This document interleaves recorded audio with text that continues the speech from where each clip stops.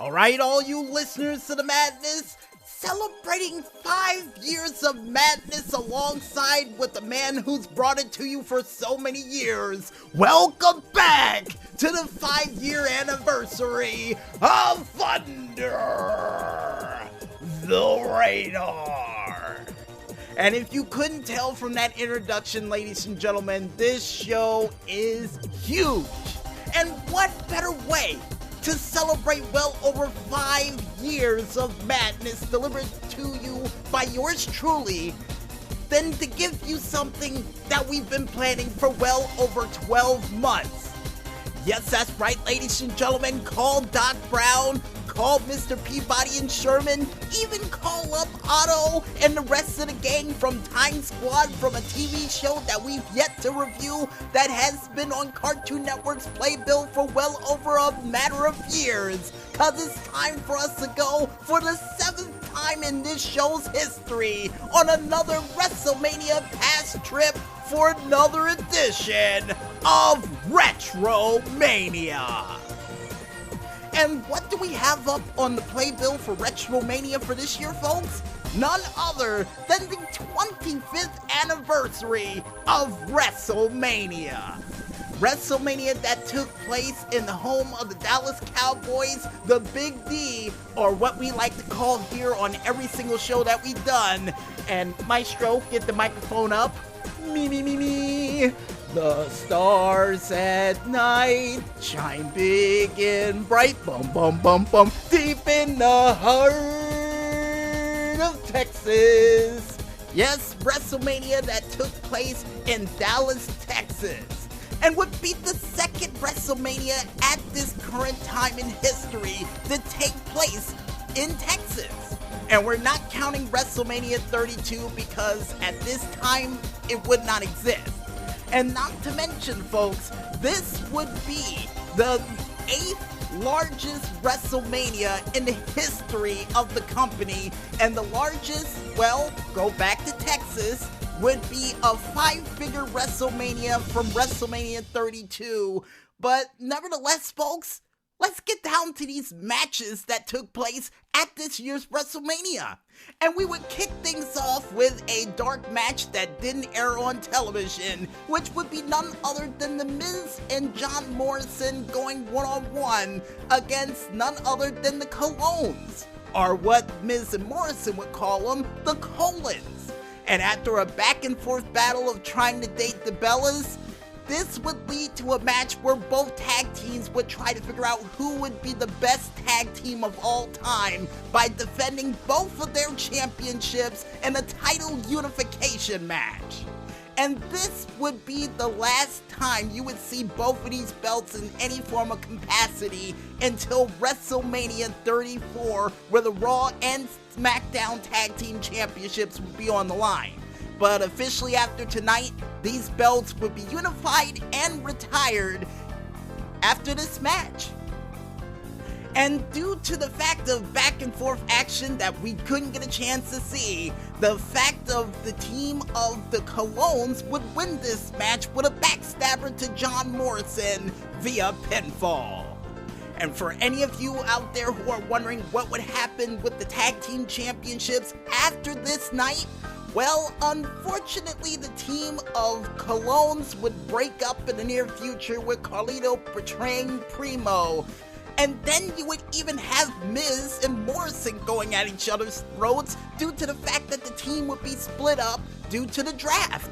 And then going on to next year's WrestleMania, The Miz would have his own brand new partner in the form of The Big Show defending the tag team championships against the team of R-Truth and John Morrison at WrestleMania 26, where The Miz and Big Show, or Show Miz, even though I think Miz Show sounds a lot better, would defend the tag team championship successfully, only for the Big Show to get sick and tired of The Miz, knock him out, and the tag team championships would float around until they reach the hands of the Hart Dynasty, and then those belts would be retired. Both of the championships of the WWE and the World Tag Team Championships to combine into a nickel-plated belt that would be represented for WrestleMania all the way up until the roller coaster thrill ride of WrestleMania 33. And with that little bit of history of the Tag Team Championships out of the way, folks, we now go into the first official pyrotechnic-filled match of the Money in the Bank ladder match. And this would be the 5th annual Money in the Bank ladder match to take place at this said pay-per-view, which would involve none other than CM Punk, Christian, Mark Henry, Kane, Kofi Kingston, Shelton, Benjamin, Fit Finlay, and Montel Vontavious Porter, MVP, involved in this said ladder match. And during this match, action would go back and forth, including Shelton Benjamin and Christian teaming up to get rid of Mark Henry and Kane with the ladder, but only for Kofi Kingston to actually hop over the ladder, drop kick the ladder in the face of both Shelton and Christian, and hit him with a little bit of a boop, boop, boom drop right directly on that ladder. And if you think things couldn't get any worse with Kofi Kingston, he would end up trying to use the ladder as a makeshift climbing tool when Mark Henry would actually try to pick up the ladder to try to climb it himself. While the ladder was standing straight up, Kofi would almost get the briefcase, only for it to be thwarted by Mark Henry shaking him off the ladder and hitting him with a World's Strongest Slam on that very ladder. And for Shelton Benjamin, he would try to turn up the noise during this match by doing a swan dive off the top of the ladder on the outside of the ring to all the competitors with the exception of Fit Finlay and I do believe Mark Henry as well, which Mark Henry would have to deal with his own problems during this match because he would have to deal with Finlay and a Shillelagh, and not only that, but Hornswoggle, who would come from underneath the ring and do a tadpole splash to everybody on the outside of the ring. But when the dust all settled, ladies and gentlemen, the two men left standing to fight over the briefcase after a top-of-the-ladder chokeslam from Kane to Christian would be none other than the previous year's winner of CM Punk and one Kane.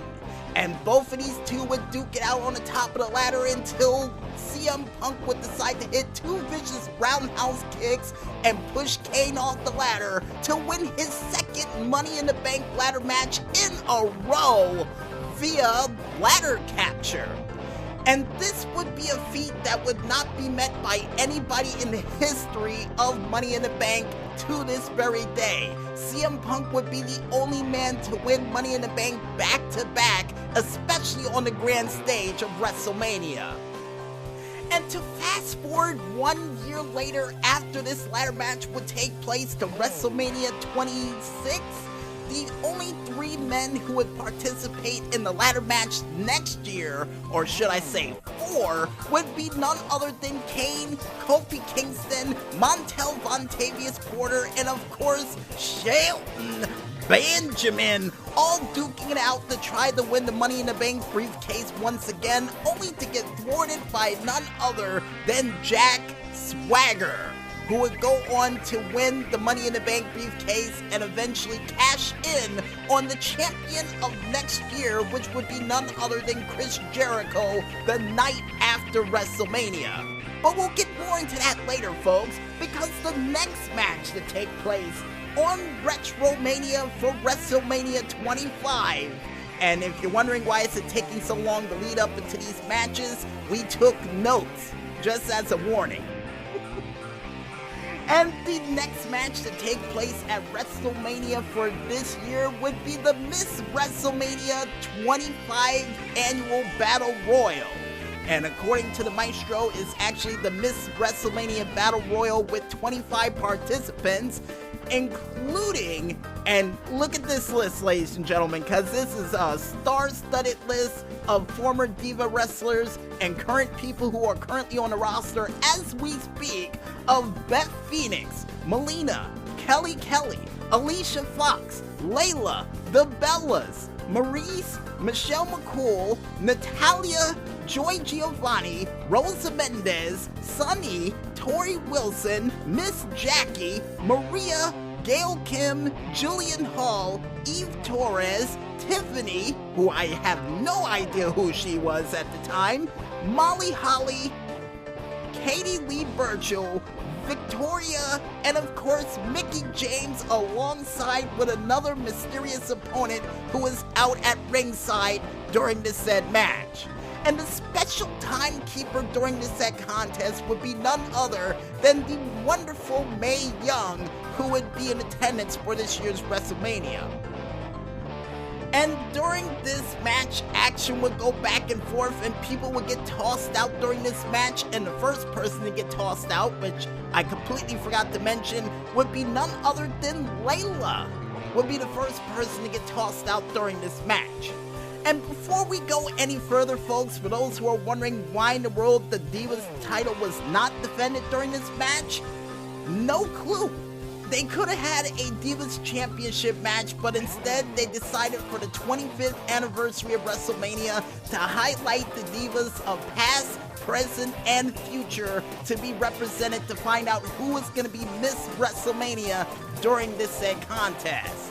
And for those who are wondering, the next time that the Divas title would be on the line at WrestleMania would be because of AJ Lee defending her Divas Championship in a 1 versus all match, which she would successfully retain the title. And that would be the last time you would see the Divas Championship at WrestleMania, because it would get retired at WrestleMania 31. And the current Divas Champion as of this match would be none other than Maryse. Not defending the championship, I see, but still, hey, it's what it is. Now back to the match, folks, because during the match after Layla would get eliminated, Gail Kim would eliminate herself while trying to eliminate Julian Hall, and then the announcers, after 15 to 17 eliminations, would notice something is a little bit off during this said match, and would realize that the ugliest girl during the match, covered in tattoos, looking suspiciously like Santino Marella, would be looking alongside while all the carnage would go on, including Michelle McCool and Mickie James eliminating themselves by getting knocked off the top rope after basically punching each other off the top rope and falling out of the ring. But this match will come to an emphatic end after none other than the Glamazon Beth Phoenix would try to go for a glam slam to the outside of the ring, but would get pushed over by Santina Marella for her to win the first ever and last Miss WrestleMania Battle Royale. And for those who are wondering, the next time you would see all the Divas in a Battle Royal capacity would be at WrestleMania 31. Or was it WrestleMania 33? Either way, folks, let's just say the one time they will actually take this Battle Royal seriously would be anywhere between Florida and somewhere around the region of New Orleans, which is sad, really sad. And for those who are wondering out there, Natalya and Alicia Fox, after this match, would still be employed with WWE. And to make things even crazier, folks, after Santina would win this crown, Vicky Guerrero, and with the help of one William Regal, would strip the crown of Miss WrestleMania from none other than Santina Marella, for Santina to try to get her title back by facing off against Vicky Guerrero in a hog pen match at Extreme Rules this following year, or this year in general. And after that little makeshift match, folks, the next match to take place at WrestleMania 25 would be none other than Chris Jericho going one-on-one against Ricky the Dragon Steamboat, the Hot Rod Roddy Piper, and Jimmy Super Fly Snuka in a handicap elimination match. Now, the reason why this match took place is because Chris Jericho, especially after the movie The Wrestler, who would call out Mickey Rourke only for his publicists and everybody to deny the match to Chris Jericho for Chris Jericho to run down the legends of old, saying that they don't know when to hang it up, and he's going to eliminate the legends as of WrestleMania. And originally wanted to fight Ric Flair, but for those who didn't see WrestleMania 24, Ric Flair's career would be ended due to the Heartbreak Kid, Shawn Michaels, and he wouldn't be able to get into the ring. But during this match, the legends, and especially Roddy Piper, who was eager to start this match to beat the crap out of Chris Jericho, would not only curse out his partners telling them to get the F out of the ring, but would spit his gum in the face of Chris Jericho, chop him in the face, punch him outside the ring, hit him against the announce table, and then would try to take out the living legend known as Chris Jericho. But unfortunately, after a drop kick and a roll-up combination, and even doing a poke to the eye and a sleeper hold, Chris Jericho would eliminate the Hot Rod with a makeshift enziguri to the side of the head. Then the next person to step into the match to represent the legends would be none other than the Steamboat Dragon himself, Ricky the Dragon Steamboat, who would do a crossbody and would even be able to do a slingshot plancha to the outside of the ring of Chris Jericho. And with the fans chanting, "You still got it," and the fact that Ricky the Dragon Steamboat would put on a performance like no other for one night only, and like JR would say, would try to turn back the clock by not only doing a power slam to Chris Jericho for a near fall, and would even be able to reverse a move in the corner into a roll-up for a near fall. But unfortunately, the clock would strike midnight for Ricky the Dragon Steamboat, and he would get hit with a code breaker for him to get eliminated, for Chris Jericho to win this match via pinfall. And before I even forget, folks, Jimmy Superfly Snuka, who would try to do his coconut headbutt and would even do his legendary chops, would be no match for Chris Jericho, because he would put him in the walls of Jericho to eliminate him during this match as well. See, I had the notes out of order when, unfortunately, Jimmy Superfly Snuka would tap out, but yeah. After the match was over, Chris Jericho would say his mission is accomplished, and he wanted Mickey Rourke in the ring to get an apology from one Mickey Rourke after what he said. But instead would end up in a makeshift boxing match with Mickey Rourke, only for Chris Jericho to lose due to a left hand to the side of his head, for Jericho to hold his head in shame and walk out of the ring. But it wouldn't be all that bad for Chris Jericho, because he would be able to take out none other than Ric Flair after the match was over. And to fast forward to next year's WrestleMania, folks, Chris Jericho would not only become a 9-time Intercontinental Champion, but also a World Champion once again, thanks to Shawn Michaels interfering in the Elimination Chamber match for him to fight against Edge, the Royal Rumble winner at the time, for Chris Jericho to win this match by not only exploiting the ankle injury of one Edge, but also cheating during this match with World Championship, for Chris Jericho to win against the Royal Rumble winner of that year, for Edge to spear him through the barricade and lose the title the next night due to the fact that Jack Swagger would cash in his Money in the Bank briefcase on one Chris Jericho. So yeah, an eventful year coming up for Chris Jericho after this said match.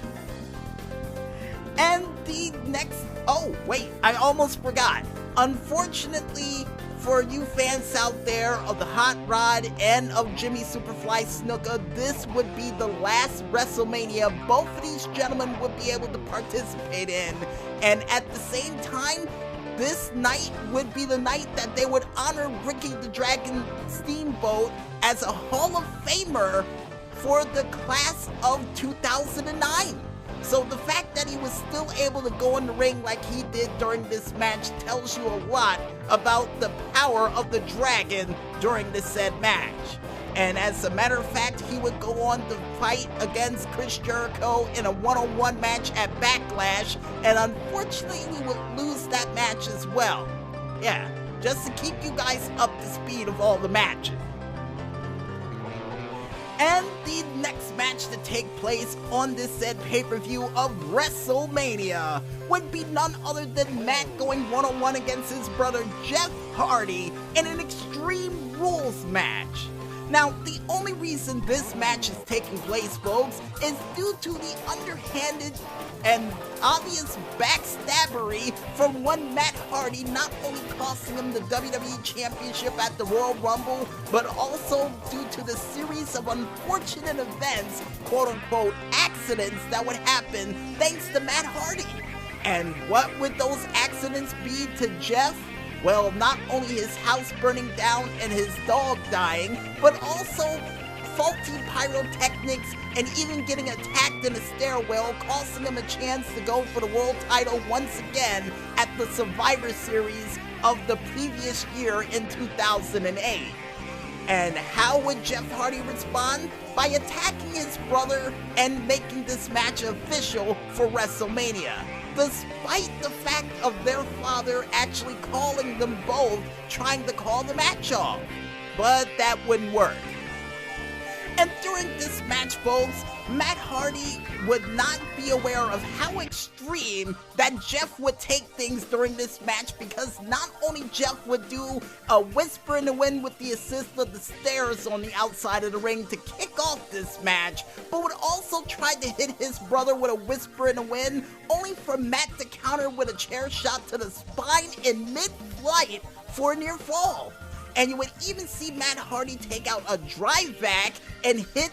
his brother upside the head with it for a near fall. But Jeff Hardy would come back in his extreme ways by doing a, I guess, splash of sorts through not only a steel chair but 2 tables to his brother for a near fall. Now, the only reason this match didn't end at this point, folks, is because the referee saw the foot of Matt Hardy on the ropes and counted it as a rope break during an Extreme Rules match. How much sense does that make? I do not know. And after that near fall, I got a feeling Jeff Hardy said, well, looks like I gotta take things a little bit higher than I usually would, and would then decide to go back to WrestleMania 17 or one of his SummerSlam matches when he decides to play leapfrog over ladders, only this time he would try to leapfrog over a 20-foot ladder to guillotine his brother's neck, only for Matt Hardy to move out of the way,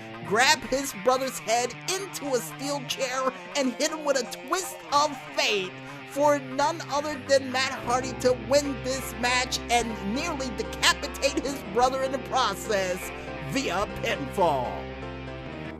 And for those who are wondering at home, after this match would conclude, they would have a rematch at Backlash in an I Quit match where Jeff Hardy would try to do a swanton from a high ladder from up top for his brother to say I quit and for Jeff to still do it anyway. And after that moment, you would see none other than Matt Hardy go on to championship implications, and then for Jeff to go on at Judgment Day and Extreme Rules in a ladder match to win against Edge to end his classic rivalry against them, only for CM Punk after the match was over at Extreme Rules to cash in the championship and to go into a summer-long rivalry with none other than Jeff Hardy. And yeah, this would be the last time you would see the Hardys as a unit together at WrestleMania until WrestleMania 33, when they would make their triumphant return back to the grand stage to win the Raw Tag Team Championships. Which was pretty cool to see, and not to mention was the shocker of the decade in my opinion. And speaking of shocks, ladies and gentlemen, the next match to take place at WrestleMania would be none other than the Intercontinental Champion himself, John Bradshaw Layfield, to go one-on-one against Rey Mysterio for the Intercontinental Championship.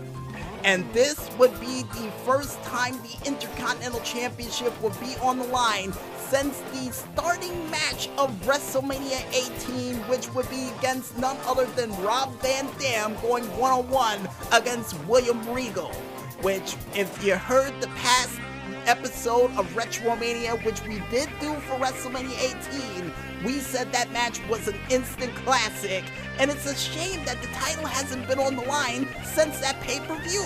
And after this match, I can see why. Because before the match could even start, JBL would say that he's here to provide hope and the most dominant victory in WrestleMania history, and would do so by beating the Living Daylights flag tag out of one Rey Mysterio before the match started. But before that little beatdown took place, folks, Rey Mysterio, for the first time in 3 years participating at WrestleMania, would come out as the Joker. Heath Ledger's the Joker during this said match. And I got a feeling the joke was on JBL during this match, because the second the bell rang and Rey Mysterio got his wits about him, he would hit an enziguri on JBL, drop kick him toward the rope, 619, drop the dime, and then next thing you know, in less than 21 seconds at WrestleMania, Rey Mysterio would win the Intercontinental Championship via pinfall. And after the match was over, JBL would say he has something to say and would decide to quit from in-ring competition as of that year. Yikes! Yikes! And to fast forward in the history of WrestleMania, folks, after Rey Mysterio would win that said championship, he would only be able to hold on to it until he would fight against none other than Chris Jericho, who would capture his 9th Intercontinental Championship at Extreme Rules after unmasking the masked superhero at that said pay-per-view. But Rey Mysterio would go on to fight against none other than CM Punk at WrestleMania 26, and where Rey Mysterio would dress up as another hero in the form of Avatar. And the next time you would see the Masked Crusader perform as a hero at WrestleMania would be at WrestleMania 27, when he went one-on-one against Cody Rhodes, when he was undashing and wearing a mask on his face. So yeah, what will he do this year for WrestleMania as a superhero if he participates? Only time will tell. And with that said, ladies and gentlemen, and after the first half of WrestleMania is officially in the books, we might as well go ahead and grab a glass of water, and when we return, we'll be back with the second half of Retromania right after this. So don't get lost in the madness just yet, folks, and stay tuned.